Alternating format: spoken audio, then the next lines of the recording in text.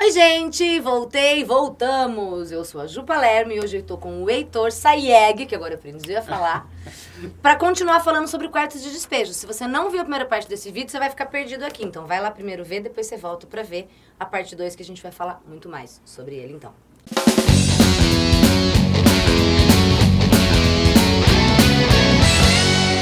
Bom, indo adiante, tem um outro trecho que eu quero ler com você pra você entender um pouquinho como é Carolina Maria de Jesus. Vai lá na página 49, ela diz assim, vem aí comigo. O senhor Manuel apareceu dizendo que quer casar-se comigo, mas eu não quero, porque já estou na maturidade. Eu acho sensacional. Não? E depois, um homem não há de gostar de uma mulher que não pode passar sem ler, e que levanta para escrever, e que deita com lápis e papel debaixo do travesseiro. Por isso é que eu prefiro viver só pro meu ideal. Bom, tem várias coisas aqui, a questão do machismo, né? A questão da mulher que lê e a mulher que escreve e que levanta de madrugada para escrever. O que a gente tem falado bastante é que essa necessidade que ela tem de escrever, né? Fala, que homem vai aceitar isso? Então, eu prefiro ficar sozinha, porque eles não vão entender. Então, tem a questão do machismo, tem a questão da mulher não escrever, tem a questão da necessidade dela de escrever. E não tem que prestar contas para ninguém, né? Bom, avançando um pouco mais aqui pra frente, tem uma coisa que eu quero te lembrar. Quem é meu aluno já me ouviu falar disso muitas vezes, quem não é, eu também já devo ter falado aqui no canal, que é a questão do determinismo, que a gente vê vir lá pelo realismo e naturalismo no século XIX. O homem está determinado, o comportamento e as escolhas desse homem estão determinadas pelo meio no qual ele vive, pela raça que ele pertence, e hoje a gente sabe que isso é um absurdo, mas enfim, era ciência na época, e pelo momento histórico que ele vive, né? Claro que, como a gente já falou no vídeo do Curtiço aqui, se eu considero o determinismo, eu vou dizer que... olha lá, o cara que nasceu na comunidade, gente, não adianta. Ele já tá fadado pelo meio, que é a ideia do Curtiço. Ele já está fadado aí pro crime, aí na marginalidade, né? Por outro lado, se eu ignoro as questões do meio, eu entro numa coisa meritocrática. Basta ele querer. Exatamente. Se ele quiser, ele consegue sair. Então, assim... Não dá para ter esse maniqueísmo, mas a teoria do determinismo ela já foi muitas vezes refutada, ainda mais essa coisa de raça, que hoje a gente sabe que é um absurdo. Ele é assim porque é negro, é assim porque é desse... Não tem nada disso. Mas a gente vê um determinismo, eu posso fazer uma relação, quando a Carolina cita, com como as pessoas que vão morar na favela mudam de comportamento. Vem comigo aí, ó, página 38. Às vezes mudam algumas famílias para a favela com crianças. No início são educadas, amáveis. Dias depois usam o calão, são soezes e repugnantes. São diamantes que transformaram em chumbo. Transformam-se em objetos que estavam na sala de visita e foram para o quarto de despejo. Ela volta com essa ideia. É interessante a gente pensar, inclusive, esse determinismo, né? Que, assim, existem várias formas de pensar o determinismo, né? Claro que a gente não pode pensar um determinismo racial, como é muito comum no século XVIII, século XIX, né? Mas que a gente tem que considerar que existe um determinismo econômico. Tá. Entendeu? A gente, do meio. Exatamente. Da estrutura econômica, das oportunidades econômicas às quais essas pessoas estão sujeitas, né? Então, na verdade, a gente precisa pensar no seguinte também, que existe uma série de limitações para as pessoas que estão nessa situação, né? De terem acesso ao mínimo, né? Saúde, educação, transporte, saneamento, né? E isso muitas vezes influencia, né? Na questão de ocorrência de saúde. E isso era muito confundido, né? No início do século XIX, no início do século XX, na verdade, as pessoas elas ficavam mais doentes, considerava-se que elas eram biologicamente mais frágeis, né? Então, não se fazia uma relação com o ambiente em que eles estavam. Então, assim, as oportunidades, elas são distintas, né? O acesso à oportunidade em si, ela é determinada economicamente. Então, quer dizer, se a pessoa tem um prato ou não de comida na mesa, isso vai influenciar de uma forma muito importante as suas escolhas e as suas ações de vida, né? E é engraçado que as pessoas falam, mas porque o meio não determina, tá cheio de exemplo aí de gente que não entra, etc. Então, tudo bem, né? Aí o indivíduo vira e faz o quê, né? Lê o horóscopo antes de sair de casa, sacou? Porque se você não... Tô tentando entender a relação. Se não existe determinismo econômico, mas existe um determinismo astrológico nas características das pessoas, entendeu? Então, só podia ser de escorpião, tá vendo? Né? Só podia ser de escorpião pra falar essas coisas. Você é do quê, por sinal? Né? Obviamente de escorpião. É o que disseram. Touro falando aqui. Então, mas aí quer dizer, o prato de comida na mesa ou não determina o indivíduo, mas a lua na hora que o indivíduo nasceu determina a personalidade. Sabe? Então, tipo assim, é um pouco de falta de empatia. né, Caralho. com a condição dessas pessoas. Então, assim, não que justifique, né, comportamentos, violências, etc. Não é isso, mas explica, né? São coisas diferentes, não é justificar. É explicar e a partir dessa noção, né, um pouco mais clara, né, de causa e efeito, muito, muito importante nesse sentido, a gente pode tentar, né, políticas públicas, por exemplo, que interfiram nisso, né? Então não é simplesmente você fazer cadeia e jogar a galera lá dentro. Se você não elimina ou não atua sobre as condições que fazem com que as pessoas cometam crimes. Entendeu? Então a gente precisa, né, ter uma perspectiva até certo ponto determinista para tentar entender essa relação de causa e efeito. Sim. Né?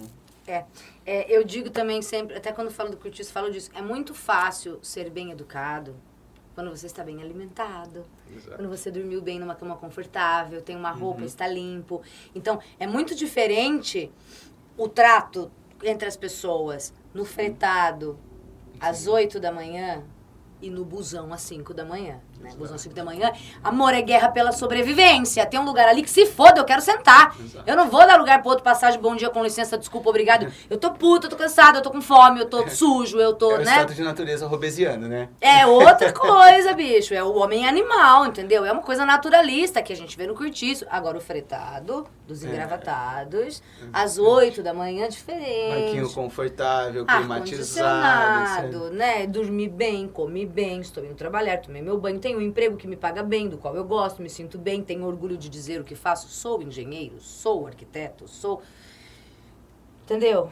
Mano, quarto despejo, tá vendo? Fala tudo isso. Eu vou te contar o que acontece no dia 23 de maio. Não, mas olha, é pra gente pensar em tudo isso, né? Uhum. Eu acho que a questão toda aí é essa. Então, essa ideia, só pra relacionar, porque determinismo dessas crianças que se mudam pra favela, porque caíram de condição social, enfim, e logo se adaptam ao jeito, começa a falar palavrão, são menos educadas, como ela mesmo diz, mas eu acho que é essa questão que a gente acabou de falar aqui agora, por exemplo, né? Só vou citar, não vou explicar para você estudar o bota abaixo. Bota abaixo é o bagulho que acontece no começo do século XX, aqui a gente já está mais na metade. Acontece no Rio de Janeiro, aqui a gente está em São Paulo, mas existe essa relação, porque o bota abaixo, o prefeito Pereira Passos, lá, década de 1908, 9, 10, por aí, não lembro exatamente, quando vai modernizar a cidade do Rio de Janeiro, bota abaixo os cortiços, moradias coletivas de população pobre, e que se foda, porque eu quero deixar isso aqui mais parecido com Paris, quero abrir essa avenida aqui. Para onde essa galera vai? No Rio de Janeiro, vai subir os morros, né? Então a gente tem a formação das comunidades, que a gente vai chamar de favela, seria talvez o início. É claro que isso não justifica em São Paulo, mas eu acho interessante você pesquisar e ver o vídeo do Cortiço que o Wallace, meu amigo de história, fala sobre isso. E é interessante a gente pegar esse paralelo, né, até para entender o trato do poder público com essa população, entendeu? Então, por mais que não seja, né, o momento, o contexto, enfim, em que ela escreve, que ela vive, né, mas é importante a gente pensar na forma como o poder público sempre olhou e tratou essa população. Uhum, desde sempre. Exatamente. Estando no cortiço, estando na favela, estando... E aí, isso, na verdade, dá pra gente fazer um paralelo até com aquela questão que a gente está falando, no Brasil precisar ser governado por quem passou fome. Entendeu? De olhar para essa população, essa realidade. Entendeu? Massa. Bom, então, só para você lembrar. E aí eu acho que uma coisa da qual a gente também não pode deixar de falar é a questão do racismo, né? Várias as passagens em que a Carolina comenta sobre a questão do racismo. Tem um trecho muito foda do 13 de maio, que ela vai falar, eu vou achar aqui, tá aqui, 13 de maio, é aqui? Peraí, gente, é aqui. Ela vai dizer, hoje amanheceu chovendo, é um dia simpático para mim, é o dia da abolição, dia que comemoramos a libertação dos escravos. Nas prisões, os negros eram os bodes expiatórios, mas os brancos agora são mais cultos e não nos trata com desprezo. Que Deus ilumine os brancos para que os pretos sejam felizes. Que Deus ilumine os brancos para que os pretos sejam felizes. Tipo, puta que pariu. Ela termina dizendo, e assim no dia 13 de maio de 1958, a gente já tá em 58, eu lutava contra a escravatura atual, a fome. Tá? Exato. E até que ponto, né, que muda, né? O que muda, Exatamente, né? O que muda, porque os escravos eram vistos como propriedades, como bens, tinham que estar alimentados, tinham que ter as condições mínimas para poderem trabalhar, etc. Porque um escravo doente, um escravo que não pudesse trabalhar era prejuízo. Claro. Né? E aí, abolição? E o que para que quê? de fato Né? mudou? Exatamente, de que forma, né? Que a gente discute tanto isso, tantas vezes, né? Ai, Princesa Isabel! Ai, que fada sensata! Tá, e o que de fato isso trouxe, né? É interessante até falar sobre alguns dados que eu achei aqui da PNAD contínua, né? Quer dizer, dados oficiais do governo, etc. Quando a gente pensa, né, nessa questão... Desculpa, né, PNAD é o quê? Não... É um Plano Nacional de Avaliação do Desenvolvimento. Tá? Então, na verdade, o PNAD é um instrumento do IBGE e do IPEA, né, para tratar de indicadores sociais. Tá. Né? Então, é um estudo feito anual, etc. Tanto é que a gente fala de PNAD contínua, né, que é um tratamento de dados contínuos que o governo faz para acompanhar, né? Então, né, a diferenciação econômica, ascensão, decadência, etc. Né? Então, na verdade, Esse quando a gente pensa... Quando? Esse é de 2017, que são os últimos dados que a gente tem, tá? A PNAD, na verdade, ela diz o seguinte, que a diferença entre anos de estudo entre negros e brancos, né, em 2017 era percentual com ensino superior completo, tudo bem? População 25 anos ou mais, né, no Brasil, com ensino superior completo, certo? A partir dos 25 anos de idade. A população negra, 9,3% da população negra tem ensino superior completo. 2017, acima de 25 anos de idade, né? A população branca é 22,9%. Quer dizer, muito mais que o dobro. Mais que o dobro. Sacou? E aí, se a gente pensa na população com mais de 15 anos de idade, né? Quantos que tem, qual é a quantidade de anos de estudo? A população negra com mais de 15 anos tem 8,7 anos de idade. Em média. De estudo, né? Tem 8,7 anos de média de estudo. A população branca tem 10,3 anos. Então, quer dizer, aí você já começa a ver uma série de diferenciações, né, com relação a acesso de oportunidades. Então, quer dizer, até que ponto que isso realmente acabou, né? Que essa escravidão, etc., acabou realmente. Porque você acaba substituindo... E aí entra a ideia da meritocracia, né? Livres, iguais, né? Dotados de direitos naturais, etc. Protegidos pela Constituição. Porque afinal... Exatamente. E quando a gente vai para a questão de renda, é ainda mais gritante. Por quê? Segundo os dados do PNAD ainda, né? A remuneração média de negros é de R$ 1.570 per capita, né? De pardos, R$ 1.606 por mês, né? E de brancos, R$ 2.814. Tudo bem? Isso são dados oficiais do governo, né? Entre a população, entre os 10% mais pobres da população, 75% é negro. Entendeu? Mas isso é uma coincidência? É lógico, né? Porque, né? Talvez falta de capacidade, né? Talvez falta de vontade, força de vontade, falta ler um livro de autoajuda, um coach. Exato. E aí, pela ideia da meritocracia, as pessoas não estão acomodadas nessa condição, né? Porque se não estivessem acomodadas, era só trabalhar, era só se esforçar para sair dessa situação, né?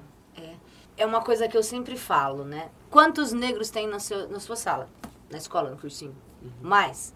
Quantos professores negros você tem? Quantos médicos negros já te atenderam? Você teve algum professor negro na sua vida? Tive um. Eu tive na universidade. Eu tive um no ensino médio. Na universidade eu tive 2. E por quê? Negros não querem ser professores? Negros não querem ser médicos, né, gente? O buraco é muito mais embaixo. Então, assim, não dá pra gente falar que não existe racismo, que não existe desigualdade.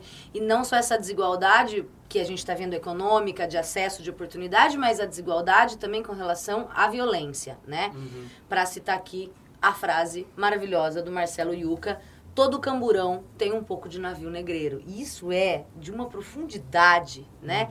Todo camburão tem um pouco de navio negreiro. A gente está falando da diferença de tratamento, da violência, da diferença, tratamento policial. E eu acho que aí, de novo, não é meu lugar de fala, mas replicando o que a gente ouve, você negro e você branco. A diferença que a gente vê que a gente vê de tratamento policial e que a gente vê na mídia. Até manchetes diferentes, quando é o jovem branco, quando é o negro. Então, assim, não tem como negar isso, né? Quando você pensa assim, né? jovem de classe média é preso vendendo droga, né? E aí, quando é alguém da favela, é traficante. Criminoso, Entendeu? marginal. É, exatamente. Inclusive, em junho agora, foi lançado pelo governo o Atlas da Violência no Brasil, né? O Atlas da Violência de 2019, tá? Com dados de 2017 ainda, né? Esses dados eles demoram muito tempo para ser tratados, Claro. analisados, etc. Mas é interessante notar o seguinte, né? 3 em cada 4 homicídios em 2017 foram de negros. Sacou? Nesses 10 anos de análise, né, de 2007 a 2017, por exemplo, o homicídio de negros subiu 33% e de não negros 3%. Então, quer dizer, isso evidencia políticas públicas, isso evidencia marginalização social, isso evidencia formas de preconceito, né, e de tratamento exatamente dessa população. A gente tem vídeos, né? E aí não só Brasil, eu lembro de um vídeo de um menino que é um menino negro e ele tá no mercado e ele vai andando e se filmando, ele fala, essa moça do mercado, ela tá me seguindo o tempo todo porque ela acha que eu tô roubando, ela tá me seguindo pra ver se eu tô roubando. E aí onde ele vai, ele filma e ela tá atrás disfarçando, pegando alguma coisa e olhando pra ele, né? Tipo, é uma coisa que eu não sei o que é, eu nunca passei por isso. Exato. Mas porra, e a gente não tá falando só de 1950, 60, a gente tá falando de 2019, bicho, no Brasil, né? Então, eu penso também muito nessa questão da violência nas favelas, né? A gente lembrar que há pouco tempo aí a gente teve a intervenção militar no Rio de Janeiro. Tudo bem, aqui é São Paulo, é Rio de Janeiro. Perdão. Mas não há como não lembrar disso, né? Acho que essas questões da violência também, que você está falando aí, dos homicídios e tudo mais. Uma questão estrutural, né? Essa é uma realidade, mas essa questão é estrutural na sociedade que a gente está. Então, você pega, por exemplo, recentemente, em 5 dias, né, 5 jovens negros da favela foram assassinados pela polícia no Rio de Janeiro. Entendeu? Porque todos eles, né, confundidos com traficantes, porque estavam na favela, eram negros. E tinha, assim, jogador de futebol, tinha gente indo pra escola, sabe?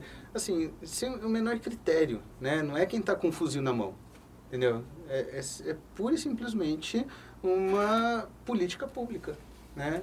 Qual a probabilidade de uma blitz me parar e uma blitz parar um homem, já mulher e homem já tem essa diferença, mas um homem negro e você? Olha, eu fui parado pela polícia uma vez. Uma vez na minha vida, em Limeira, vou dizer aqui. A minha foi na estrada. Em Limeira. Mas porque, tipo, eu tava de moto, enfim, né? E aí pararam, só olharam o documento uma vez na minha vida inteira. Entendeu? Então, assim, eu conheço pessoas que, enfim, né? São paradas toda semana. Sabe? Então, assim, isso é uma forma de privilégio. Falaremos muito mais disso no vídeo de Racionais aqui no canal, provavelmente, porque esse assunto continua. E aí você vê, né? Acho que existe uma grande... Acho não, existe certamente uma grande ponte entre Quarto de Despejo e Racionais. São, da mesma maneira, discursos de resistência, são, da mesma maneira, discursos de oprimidos, de lugares diferentes, quer dizer, da mesma cidade de São Paulo, isso pode ser interessante, mas zonas diferentes da cidade, momentos históricos diferentes, mas questões muito parecidas. E aí a gente não está falando tanto... Também está falando, mas está falando mais da questão da violência, da questão da desigualdade. Meu amigo, a Unicamp está querendo que você abra seus olhos para isso. Portanto, faça isso. Isso é um prato cheio para um tema de prova, por exemplo. Né? E super interdisciplinar, que dá para falar de um monte de coisa, né? Questões históricas, sociais, filosóficas, literárias, enfim. Geográficas. As humanas são maravilhosas. Para finalizar aqui, gente, na página 41, queria fechar... Não sei, na verdade, se você tem alguma outra coisa geral, assim, para dizer. Não, acho que foi tudo englobado. Hein? Fomos aí falando pra Camões. A Carolina diz assim, vem comigo na página 41. Duro é o pão que nós comemos. Dura é a cama que dormimos. Dura é a vida do favelado. Ó, São Paulo, rainha, que ostenta vaidosa a tua coroa de ouro, que são os arranha-céus, que veste veludo e seda e calça meias de algodão, que é a favela. É bem essa ideia, né? É a meia, que é o que sustenta, e você parar pra pensar na base, de novo, da pirâmide que a gente falou, é de algodão, ninguém vai ver, e é o que sustenta essa grande coroa. É a questão da base que a gente falou tanto aqui. Até porque sem pobreza não existe riqueza. Sem base, cai tudo, né? Enfim, amores, eu espero que tenha ajudado vocês a pensar em todas essas questões e em outras, e deixa aí nos comentários se você pensou em outros grandes temas, certamente tem muitos aqui, para fazer como eu disse, um resumo, não dá, esse é outro tipo de obra. E aí, depois de tudo isso, um livro que levanta tantas questões, eu posso falar que isso não é literatura? Será? Quero agradecer ao Heitor. Heitor, muito obrigada por aceitar o meu convite. Sempre, se precisar. Volte quando aí, quiser viu? no Fala Pra Camões. E é isso, galera. Espero que vocês tenham gostado. Um beijo, obrigada. E Valeu, até o galera. próximo. Um abraço.